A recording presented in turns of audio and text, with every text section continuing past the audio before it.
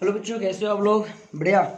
चलिए, आज का जो प्रश्नावली है वो है प्रश्नावली 14 सांख्यिकी, ये चैप्टर।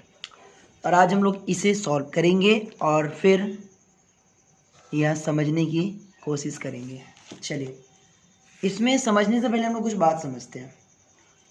पहले हम समझते हैं माध्यक और बहुलक। मान लीजिए कोई संख्या दी हुई है 2, 5, 3, 4, 5, 6, 6, 6, 7 और 10, और कह रहा है कि कुल 10 विद्यार्थी हैं। 1, 2, 3, 4, 5, 6, 7, 8, 9, 10 विद्यार्थी हैं और सबने कुछ कुछ अंक प्राप्त किए हैं, जो ये अंक दिया हुआ है। तो इसका माध्य ज्ञात कीजिए। तो माध्य क्या होता है? बीच की जो संख्या होती है वही माध्य होती है। तो टोटल 10 अंक है ना, 4 इधर छोड़ दीजिए, 4 इधर छोड़ दीजिए, बचे बीच के 2 अंक ही है। तो ये दोनों को जोड़कर 2 से भाग दे देंगे। 2 कितना आ गया? 6 5 11/2, यानी 5.5 इसका माध्य आ गया। और वही अगर 9 अंक होता तो 4 इधर छोड़ दे, 4 इधर छोड़ दे, जो बीच का बचता वही उसका माध्य हो जाता। और चलिए नोट्स पे चलते हैं, बहुत आसान भाषा में लिखा हुआ, ये भी समझ जाओगे आप लोग। माध्य जो होता है कुल योग बट्टा कुल संख्या। तो इन सबका योग कितना है, सबको जोड़ देंगे। सॉरी, ये मैंने माध्यक बता दिया था गलती से। गणित की परीक्षा में कुल 10 विद्यार्थी हैं, उन्होंने निम्न अंक प्राप्त किए हैं, इनका माध्य ज्ञात करें। माध्य, ये सब अंक 10 को मिले हुए हैं, सबको जोड़कर और जितने लोग हैं उतना से भाग देंगे। सबको जोड़ दिया तो आया 54, 10 लोग हैं 10 से भाग दे दिया, तो माध्य आ गया 5.4। माध्य क्या होता है? वो बीच की संख्या होती है। जैसे ऊपर के प्रश्न को पहले आरोही क्रम में लिखेंगे, फिर उसका माध्यक निकालेंगे। आरोही क्रम में लिखेंगे 2 के बाद 3, फिर 4, फिर 5, फिर 5, फिर 6, 6 से आरोही क्रम में लिख दिया। फिर जो 4 इधर छोड़ा, 4 इधर छोड़ा, बीच की 2 संख्या को भाग दे, 2 से भाग दिया, तो माध्यक आ गया 5.5। अगर अंक सम संख्या है, जैसे 11 है, 11 अंक रहता तो जो बीच की संख्या होती वही उसकी माध्यक हो जाती। बहुलक क्या होता है? जो जितनी बार आया वही बहुलक होता है। जैसे इसमें देखिए सबसे ज़्यादा बार 6 आया है, तो इसका बहुलक है 6। ठीक है, यही बात है। ये बेसिक कंप्लीट होता है। अब आगे देखते हैं, इसका जो सवाल पे आता है वो माध्य निकालने की जो विधि होती है, 3 विधि होती है कि प्रत्यक्ष विधि, दूसरी कल्पित माध्य विधि, तीसरी होती है पग विचलन विधि। अगर सवाल आसान रहे तो प्रत्यक्ष विधि से बनाएंगे, और ज़्यादा कठिन रहे तो बाकी 2 विधियों से बनाएंगे। प्रत्यक्ष विधि होती है सिग्मा xi fi बटा सिग्मा fi। कल्पित माध्य विधि का फॉर्मूला होता है a plus sigma di fi बटा सिग्मा fi। और तीसरा होता है पग विचलन विधि a plus sigma ui fi बटा सिग्मा fi इंटू h। अब ये सब क्या है, जब हम लोग बनाएंगे सवाल तो समझेंगे।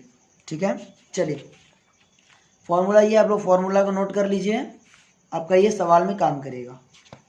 क्वेश्चन हम लोग देखते हैं 14.1 का। इसमें आप देखिए प्रश्नावली 14.1 का 1 नंबर क्वेश्चन है, दिया हुआ है कि विद्यार्थियों के एक समूह द्वारा अपने पर्यावरण सचेतना अभियान के अंतर्गत एक सर्वेक्षण किया गया, जिसमें उन्होंने मोहल्ले के 20 घरों में लगे हुए पौधों से संबंधित निम्नलिखित आंकड़े एकत्र किए। प्रति घर माध्य पौधों की संख्या ज्ञात कीजिए। पौधों की संख्या पहले घर में 0 से 2 के बीच थी, दूसरे घर में 2 से 4 के बीच थी, जो तीसरा घर था उसमें 4 से 6 थी, पांचवा घर में 6 से 8 थी, ऐसे ऐसे करके कुछ कुल 10 घर में थी। तो हमें इसका माध्य ज्ञात करना है। ठीक है, चलिए सीधा नोट्स पे आते हैं। पौधों की संख्या 0 से 2, 2 से 4, 4 से 6, 6 से 8, 8 से 10, 10 से 12 और 12 से 14। घरों की संख्या पहला घर, दूसरा घर, तीसरा, चौथा, पांचवा, छठा, सातवां, ऐसा करके जितने भी घर हैं सी। तो एक घर में जो पौधे थे वो 0 से 2 के बीच में थे। 2 घर ऐसे थे जिसमें 2 से 4 के बीच पौधे थे। एक घर ऐसा था जिसमें 4 से 6 के बीच पौधे थे। 5 घर ऐसे थे जो 6 से 8 के बीच पौधे लगे हुए थे। ठीक है, तो टोटल घर कितने हैं? 20 घर हैं। तो ये हो गया हमारा घरों की संख्या fi, और ये xi। xi क्या होगा बताते हैं। जो xi होता है ये, इसको बोलते हैं वर्ग चिन्ह।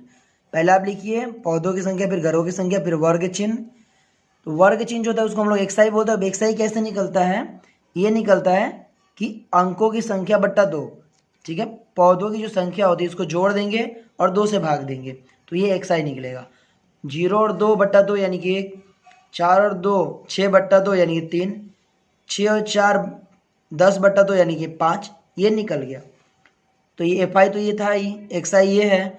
अब निकलता है एफ आई एक्स आई, तो इन दोनों को गुणा करेंगे तो F I x I, F I और एक्स आई में गुणा करेंगे तो ये आएगा। 1 में 1 से किया 1, 2 में 3 से किया 6, 1 में 5 से किया 5, तो ये आ गया सिग्मा एफ आई एक्स आई 162 और सिग्मा एफ आई आ गया 20। फॉर्मूला क्या होता है माध्य निकालने का, सिग्मा एफ आई एक्स आई बटा सिग्मा एफ आई 162 ये आया था और एफ आई कितना था 20, यानी 8.1। जो माध्य है वो है 8.1, यानी प्रत्येक घर ऐसे हैं जिसमें 8.1 पौधे निकले हुए हैं। यानी अगर हम एक बात करें तो वो हो जाएगा आपका एवरेज, समझते हैं आप एवरेज, वही बात ये पे है, ठीक है। मान लीजिए 5 लड़के हैं, एक दो लड़के हैं, एक के पास 4 रुपये और एक के पास एक भी पैसे नहीं है, तो हम पूछेंगे दोनों के पास कितना है, तो 4 बट्टा 2, यानी कि मान के हम चलते हैं कि सबके पास 2-2 रुपये हैं। उसी तरह माध्य भी निकलता है, यानी कि माध्य भी एक एवरेज है। ओके, क्वेश्चन नंबर 2 देखते हैं। क्वेश्चन नंबर 2 कह रहे हैं किसी फैक्ट्री के 50 श्रमिकों की दैनिक मजदूरी निम्नलिखित है। दैनिक मजदूरी 100 से 120, 120 से 140। श्रमिकों की संख्या 12 श्रमिक ऐसे हैं जिनकी मजदूरी है 100 से 120 में 120 के बीच। 14 श्रमिक ऐसे हैं जिनकी मजदूरी 120 से 140 के बीच। 8 श्रमिक ऐसे हैं जिनकी मजदूरी है 140 से 160 के बीच। इस तरह से बाकी भी दिया हुआ है और इसका हमें क्या ज्ञात करना है, माध्य ज्ञात करना है। ओके, चलिए डायरेक्ट इस पे चलते हैं और निकालते हैं। आपके दैनिक मजदूरी दिया हुआ है, श्रमिकों की संख्या एफ आई दिया हुआ है, टोटल कितने हैं 50, तो मैं लिखने सिग्मा एफ आई 50। एक्स आई क्या होगा, इन दोनों की संख्या बट्टा 2, यानी 100 और 120 बट्टा 2, 220 बट्टा 2 यानी कि 110, ऐसे एक्स आई निकल गया। अब डी आई निकालते हैं।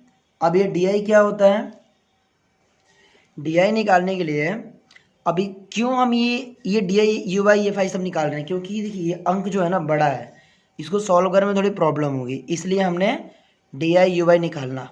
अब डी आई निकालने के लिए क्या करेंगे, जो एक्स आई है ना इसके बीच की एक संख्या लेंगे, ठीक है। एक्स की इस बीच की संख्या मैंने मान ली 150 और इस 150 को मैंने मान लिया ए, ठीक है। अब डी आई कैसे निकलेगा, हमने इसको ए मान लिया, तो डी आई निकालने के लिए होता है एक्स आई माइनस ए, ठीक है, एक्स आई माइनस ए। यहाँ पे एक्स आई कितना है 110, 110 में से 150 घटाएंगे कितना आएगा -40 आएगा। फिर 130 में से 150 घटाएंगे तो -20 और 150 में से 150 घटाएंगे तो 0, 150 में से 170 घटाएंगे, सॉरी 170 में से 150 घटाएंगे तो 20 और 190 में से 150 घटाएंगे तो 40। ये आपका डी आई निकल जाएगा इस तरीके से। अब हम निकालेंगे यू आई। यू आई बराबर क्या होता है, यू आई का फॉर्मूला देखिए यहाँ पे लिखा हुआ है D I by H. H क्या होता है वो मैं आपको बता दे रहा हूँ। यू आई निकालने का जो फॉर्मूला होता है यू आई, ये होता है डी आई बाई एच। अब देखिए डी आई तो हमने निकाल लिया, एच क्या होता है, एच जो होता है इनका गैप होता है। 100 और 120 के बीच कितना गैप है 20 का, 120 और 140 के बीच में कितना गैप है 20 का, तो वही हमारा एच होता है। यू आई निकालने के लिए D I by H, D I कितना है -40 और एच कितना है 20, तो -40 में 20 से भाग देंगे तो -2, फिर -20 में -20 से भाग -20 में 20 से भाग देंगे तो -1 और 0 में 20 से भाग देंगे तो 0, 20 में 20 से भाग देंगे तो 1 और 40 में 20 से भाग देंगे तो 2, ठीक है। अब निकलना है एफ आई यू आई। अब देखिए एफ आई तो ये है और यू आई ये है, दोनों को गुणा कर दीजिए, 12 दूनी 24 -24, 14 को -1 से करें तो -14, ठीक इस तरह से आ गया ये सिग्मा एफ आई यू आई आ गया -12। जब इसको टोटल करेंगे तो 26 में से इसको घटाएंगे तो -12 आएगा। अब माध्य निकालने का फॉर्मूला क्या होता है, जब ये सब चीज़ें निकल गई तो माध्य होता है A plus sigma F I U I बटा सिग्मा एफ आई बटा एच। सबका मान रखा, ए का मान रखा 150, सिग्मा एफ आई यू आई रखा, एफ आई यू आई यहाँ निकाला था वो रखा, उसके बाद रखना है सिग्मा एफ आई। सिग्मा एफ आई कहाँ है, सिग्मा एफ आई आपका है ये 50, मैंने वो रखा और एच जो है ये 20 यहाँ वो रखा। सॉल्व किया तो ये आ गया 145.2। ठीक है। इस प्रकार क्वेश्चन नंबर 2 भी हुआ। क्वेश्चन नंबर 3 देखते हैं। क्वेश्चन नंबर 3 कह रहा है कि निम्नलिखित बंटन एक मोहल्ले के बच्चों के दैनिक जेब खर्चा दर्शाता है। माध्य जेब खर्चा 18 रुपये है, तो बारंबारता एफ ज्ञात कीजिए। ओके, हमें बारंबारता ज्ञात करना है, इसमें एफ ज्ञात खर्चा है, जबकि माध्य दिया हुआ है और ये कुल डिटेल्स दी हुई है मोहल्ले के बच्चों की। चलिए देखते हैं। जेब खर्चा जो दिया है लिख दिया, बच्चों की संख्या जो कि एफ आई होता है ये हमने लिख दिया, ये घेर दिया ऐसे। एक्स आई निकाला, इन दोनों को जोड़ के 2 से भाग देके, ठीक है। डी आई निकाला, डी आई क्या होता है, एक्स आई माइनस ए होता है, या मैं ऐसे लिख देता हूँ एक्स आई माइनस ए, ये होता है डी आई। आप लोगों को पता है यू आई बराबर होता है डी आई बाई एच, तो डी आई में हम एच से भाग दिए, एच कितना है 11 और 13, 2 का अंतर है, हमने 2 से भाग दिया, ये सब आ गया। आप लोगों को पता है यू आई कैसे निकलता है, सबने निकाल लिया details. F I U Y भी निकाल लिया। अब sigma F I U Y ये होता है, माध्य का फॉर्मूला रखा। आप यहाँ देखिए सिग्मा एफ आई बराबर 44 प्लस एफ, ये एफ दिया हुआ है सवाल में, आप लोग देख लीजिए। ये हो गया और ये निकाल लिया, सबका मान रखा, सॉल्व किया, तो आपका आ गया ये एफ बराबर 20। ठीक है, क्वेश्चन नंबर 3 भी हो गया। क्वेश्चन नंबर 4 देखते हैं। क्वेश्चन नंबर 4 कह रहा है कि किसी अस्पताल में एक डॉक्टर द्वारा 30 महिलाओं की जांच की गई और उनके हृदय स्पंदन की प्रति मिनट संख्या नोट करके नीचे दर्शाए अनुसार संक्षिप्त रूप में लिखी गई। एक अच्छी विधि को चुनते हुए महिलाओं के हृदय स्पंदन की प्रति मिनट माध्य संख्या ज्ञात कीजिए। माध्य ज्ञात करना है, कोई अच्छी विधि, पग विचलन विधि, कल्पित माध्य विधि या कोई और विधि से। चलिए ठीक है, हमने ये लिख लिया, इसको सी आई मान लिया मैंने। एफ आई एक्स आई निकाला, डी आई निकाला, एफ आई डी आई निकाला, यहाँ पे सबका मान रखा। ए बराबर 7.5 ये दिया हुआ है, ठीक है। ए कैसे निकालते हैं, ये ए हमने माना है, इसको 3 इधर छोड़ा, बीच वाले को ए माना। ए कैसे मानते हैं आप लोगों को पता है, माध्य का फॉर्मूला लगाया जो कि कल्पित माध्य विधि, इस पर सबका मान रखा, आ गया 75.9। क्वेश्चन नंबर 3 भी ऐसे हो गया। क्वेश्चन नंबर 4 हो गया। क्वेश्चन नंबर 5 देख लेते हैं इसी वीडियो में। क्वेश्चन नंबर 5 में भी दिया हुआ है, किसी फुटकर बाजार में फल विक्रेता पेटियों में रखे आम बेच रहे थे। इन पेटियों में आमों की संख्या भिन्न भिन्न थी, मैंने अलग अलग दी पेटी में आम। पेटियों की संख्या अनुसार आमों का बंटन निम्नलिखित था। पेटी में रखे आमों की माध्य संख्या ज्ञात कीजिए, इसमें भी माध्य ज्ञात करना है। हमने आमों की संख्या जो उसको मैंने सी आई मान लिया, F I x I D आई निकाला, एफ आई डी आई निकाला, सिग्मा एफ आई इतना, sigma F I D I आ गया 75। ए हमने मान लिया इसको 57, माध्य का फॉर्मूला रखा, सबका मान रखा, आ गया 57.19। ठीक है, बहुत आसान है, आप लोग एक सवाल बना लोगे तो सब बन जाएगा आसानी से। बस ये निकालना थोड़ा मुश्किल होता है, जो सावधानी से आप लोग निकालिएगा। इसलिए क्वेश्चन नंबर 5 भी हो गया। अब क्वेश्चन नंबर 6 जो है वो अगले वीडियो में देखेंगे।